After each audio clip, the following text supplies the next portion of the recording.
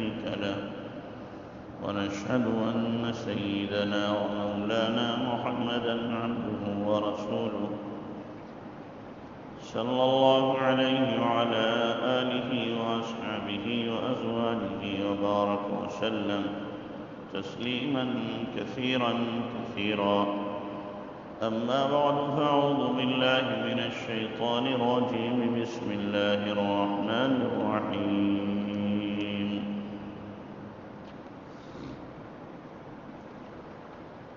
وكم أهلكنا من القرون من بعد نوح وكفى بربك بذنوب عباده خبيرا بصيرا. من كان يريد العاجلة عجلنا له فيها ما نشاء لمن نريد ثم جعلنا له جهنم يصلاها مذموما مدحورا. ومن أراد الآخرة وسعى لها سعيها وهو مؤمن فأولئك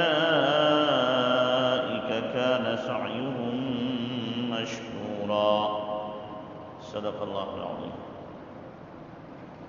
میرا محترم بھائی بزرگوں، اوپر بیان تھا کہ اللہ تعالیٰ جب کسی بستی کو ان کی بدعمالیوں کی وجہ سے ہلاک کرنے کا ارادہ کرتا ہے تو وہاں کے خوشحال مالدار لوگوں کو مستیاں سوچتی ہیں، خدا کی بغاوت سوچتی ہے، اور وہ مکمل نافرمانی پر کمر کس لیتے ہیں. تو اللہ تبارک و تعالی اب اس بستی کو مکمل طور پر تباہ کر ڈالتا ہے. تباہی کی وجہ نافرمانی بنتی ہے، اور نافرمانی کی ابتدا مالداروں سے شروع ہوتی ہے. اس کے بعد اللہ فرما رہا وَكَمْ أَهْلَكْنَا مِنَ الْقُرُونِ مِنْ بَعْدِ نُوحٍ، اور بہت غارت کر دیے ہم نے قرن نوح کے پیچھے. نوح علیہ السلام کے بعد بہت زمانہ گزرا ہے کہ اس زمانے میں لوگوں نے نافرمانیاں کی ہیں، اور اس زمانے کے لوگوں کو اللہ تبارک و تعالیٰ نے ان کی بدعمالیوں کی وجہ سے ہلاک کیا ہے. یہ ان کا ہلاک ہونا بعد میں آنے والوں کے لیے عبرت اور نصیحت ہے کہ بعد والے اگر ایسا کریں گے تو ان کا بھی یہی حشر ہوگا جو پہلوں کا ہو چکا ہے. عقل مند آدمی وہ ہے جو اپنے پہلوں سے عبرت حاصل کر لے، اور بے وقوف آدمی وہ ہے کہ بعد والے اس سے عبرت حاصل کریں. یہ دوسروں کے لیے نمونہ بن جائے برائی کا اور عذاب کا، یہ بیوقوف آدمی ہے. وَكَفَى بِرَبِّكَ بِذُنُوبِ عِبَادِهِ خَبِيرًا بَصِيرًا، اور کافی ہے تیرا رب اپنے بندوں کے گناہ جاننے والا، دیکھنے والا. یعنی اللہ تبارک و تعالی اگر گناہ پر کسی گواہ کو نہ رکھتا تو اللہ خود ہی ہر مجرم کے گناہ کو جانتا بھی ہے، اور ہر مجرم کے گناہ کو اللہ دیکھتا بھی. لیکن انسان کے منہ کو بند کرنے کے لیے اللہ تعالیٰ نے کئی سارے گواہ بنا دیے. جیسے کہ میں نے بتایا تھا، فرشتے گواہ ہیں، زمین گواہ ہے، اور اللہ کی ذات گواہ ہے، اللہ کے نبی صلی اللہ علیہ وسلم گواہ ہیں، وہ دوست گواہ ہیں جن دوستوں کے سامنے انسان نے گناہ کیا ہے. صبح شام کو آنے والے فرشتے وہ گواہ ہیں. تو ایک نہیں، اور پھر انسان کا اپنا جسم خود کیا ہے، گواہی دینے والا ہے. اتنے سارے گواہوں کو آدمی کیسے جھٹلائے، کیسے ان کا انکار کرے گا؟ تو اللہ تبارک و تعالیٰ چاہتا کسی گواہ کو نہ رکھتا، اس لیے کہ خدا کے لیے تو خدا تبارک و تعالیٰ ہر ایک بندے کے اعمال سے باخبر بھی ہے، اسے دیکھ بھی رہا ہے. لیکن اللہ کتنا حلیم ہے، کتنا برداشت کرنے والا ہے. اگر ہم اپنے بیٹے کو دن میں 10 مرتبہ کوئی گناہ، کوئی غلطی، کوئی نافرمانی کرتے دیکھیں تو برداشت نہیں کر پائیں. 2-4 مرتبہ برداشت کریں گے، 10 مرتبہ دیکھیں تو ہاتھ چھوڑ دیں. اور یا پھر دھکا دے کے نکال دیں گے۔ اللہ تعالیٰ ہر بندے کو گناہوں پہ دیکھتا ہے، اور دن میں ایک بار نہیں، ہم میں سے کتنے ایسے ہوں گے کہ دن میں سینکڑوں بار گناہ کرتے ہیں، اور کچھ گناہ وہ ہیں جن گناہوں کے گناہ ہونے کا ہمیں احساس بھی نہیں کہ ہم گناہ کر رہے ہیں، اور گناہ ہو جاتا ہے۔ مان لو غیبت کرنا گناہ ہمیں معلوم ہے، غیبت سننا ہمیں گناہ ہونا معلوم نہیں۔ غیبت کا سننا بھی ایسے ہی گناہ ہے جیسے کہ غیبت کا کرنا گناہ، اور گناہ ہو رہا ہے، احساسی ہمیں اس بات کا نہیں ہوتا۔ کسی کے بارے میں بدگمانی ہم نے دل میں بٹھا لی، گناہ ہے، لیکن اس کے گناہ ہونے کا احساس ہمیں نہیں ہے۔ اللہ تبارک و تعالیٰ دانا بینا، حالات سے واقف، اس کے باوجود اللہ پکڑ نہیں کرتا، یہ اللہ کے علم کی بات ہے۔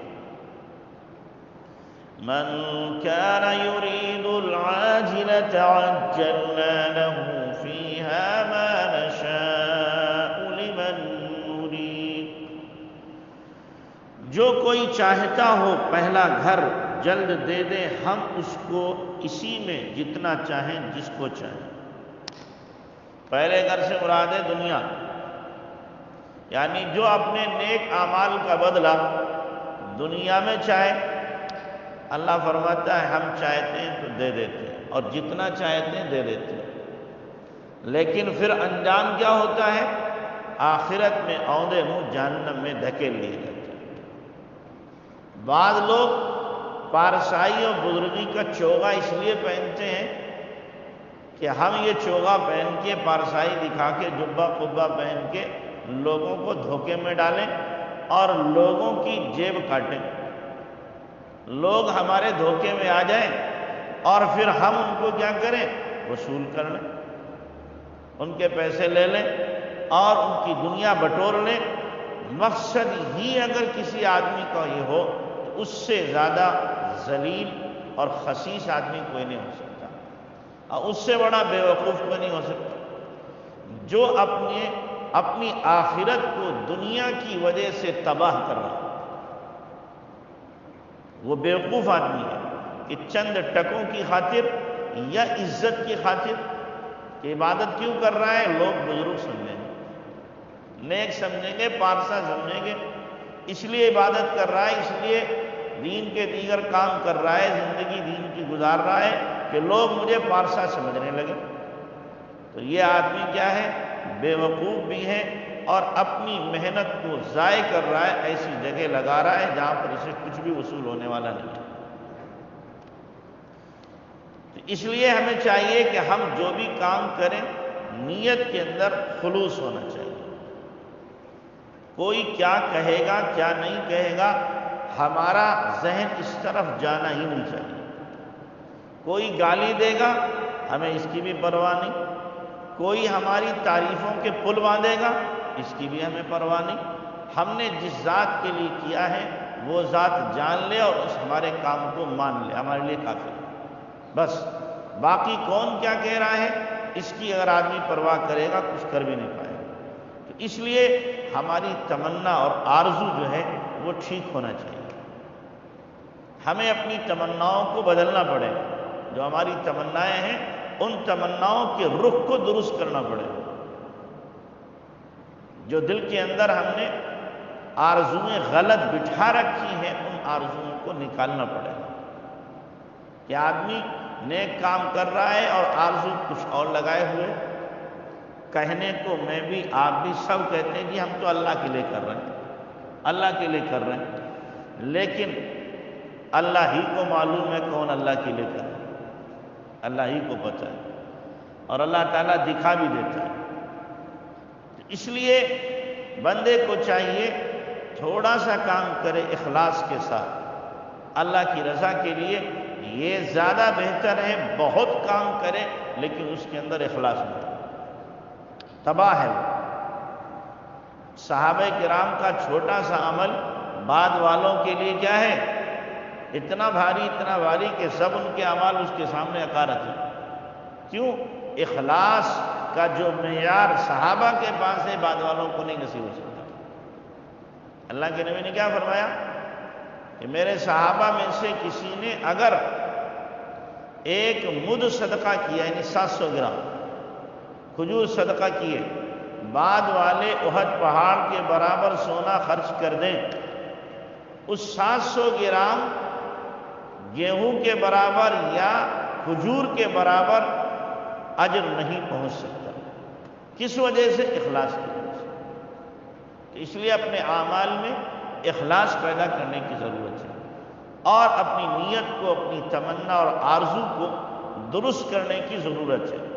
اسی کو اللہ فرما رہا من کان یرید العاجلہ عجلنا له فیہا ما نشاء، کہ جو کوئی چاہتا ہو پہلا گھر یعنی دنیا ہی کا طالب ہے، دنیا کے لیے سب کچھ کرتا ہے، دنیا ہی کے لیے اپنے آپ کو کھپاتا ہے، جلد دے دیں ہم اس کو اسی میں ما نشاء جتنا چاہیں، لمن نرید جس کو چاہیں اور جتنا چاہیں ہم دے دیں، اور نہ چاہیں تو نہ دنیا دیں نہ آخرت دیں، کہیں بھی نہ ملے۔ ثم جعلنا له جہنم، پھر ہم نے ٹھہرایا ہے اس کے واسطے دوزخ میں داخل ہوگا، یصلاها مذموما مدحورا، داخل ہوگا اس میں اپنی برائی سن کر دھکیلا جائے گا۔ اللہ تعالیٰ کیا کرے گا؟ یوں نہیں اعجاز و اکرام کے ساتھ داخل کرے، لات مار کے دھکیل دیا جائے گا۔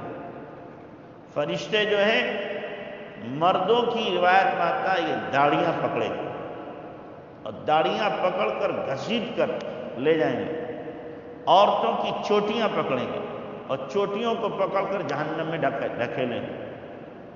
مرد بھی کہیں گے جو بوڑھے ہوں گے ہمارے حال پہ رحم کرو بڑھاپے پہ، فرشتے کہیں گے اللہ نے رحم نہیں کیا ہم کہاں سے تمہارے اوپر رحم کریں۔ عورتیں کریں گے ہمارے اوپر رحم کرو، تو فرشتے کہیں گے جب خدا نے رحم نہیں کیا ہم کیسے تمہارے اوپر رحم کریں۔ اللہ حفاظت فرمائے اصلاحا مذموما مدحورا، کہ وہ اس جہنم میں پڑا ہوگا، ڈھکیلا جائے گا، ڈھکیل کر کے اس میں ٹھوس دیا جائے گا۔ وَمَنْ أَرَادَ الْآخِرَةَ وَسَعَى لَهَا سَعْيَهَا وَهُوَ مُؤْمِنٌ، اور جس نے چاہا پچھلا گھر آخرت اور دوڑ کی اس کے واسطے جو اس کی دوڑ ہے اور وہ یقین پر۔ یہاں پر ایک چیز خاص طور سے میں کہا کرتا ہوں دیکھنے کی ہے کہ دنیا دینے کے لیے اللہ تبارک و تعالیٰ نے کوشش کی قید نہیں لگائی۔ جو دنیا کا ارادہ کرے گا اللہ کہتا ہے ہم چاہیں گے تو دے دیں۔ آخرت کا مسئلہ آیا ومن اراد الآخرہ، جو آخرت کو چاہے وسعى لها سعيها، اور اس کے لیے خاطر خواہ محنت اور کوشش کرے۔ آخرت کے لیے محنت کی قید ہے، دنیا کے لیے محنت کی قید اللہ نے نہیں لگائی۔ فرمایا دنیا تو جس کو چاہیں گے ہم دے دیں اور جتنا چاہیں گے ہم دے دیں گے، لیکن آخرت ارادہ بھی کرے، نیت بھی کرے آخرت کی، وسعى لها سعيها، اور نیت کے ساتھ ساتھ کیا کرے؟ بھرپور کوشش کرے، اور کوشش کے ساتھ تیسری قید وَهُوَ مُؤْمِن، عقیدہ بھی درست ہو، ایمان ہو۔ بھائی آخرت کی کوشش تو جوگی بھی کر رہے کہ نہیں کر رہے؟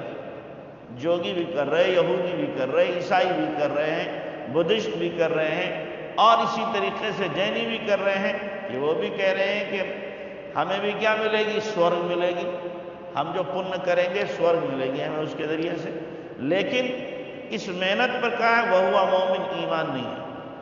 حضرت عمر رضی اللہ تعالیٰ عنہ نے اسی لیے ایک عیسائی کو دیکھا کہ وہ سوکھ کے ڈھانچہ ہو گیا تھا اور اپنی کٹیا میں عبادت کر رہا ہے، برا حال کر رکھا ہے، لیکن ایمان نہیں۔ حضرت عمر کے آنسو نکلے اور فرمایا یہی وہ لوگ ہیں کہ جن کے بارے میں اللہ نے قرآن میں فرمایا ضل سعیہم فی الحیات الدنیا، کہ ان کی محنتیں دنیا میں ہی رائگاں ہو گئی، تباہ ہو گئی، کہ ان کی محنت پر انہیں کچھ آخرت میں صلہ ملنے والا نہیں ہے۔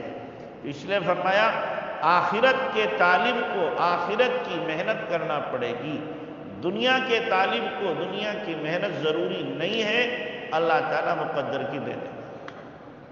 اللہ ہمیں یقین عطا فرمائے۔ سبحان اللہ، سبحان اللہ، نشہد ان لا الہ الا اللہ،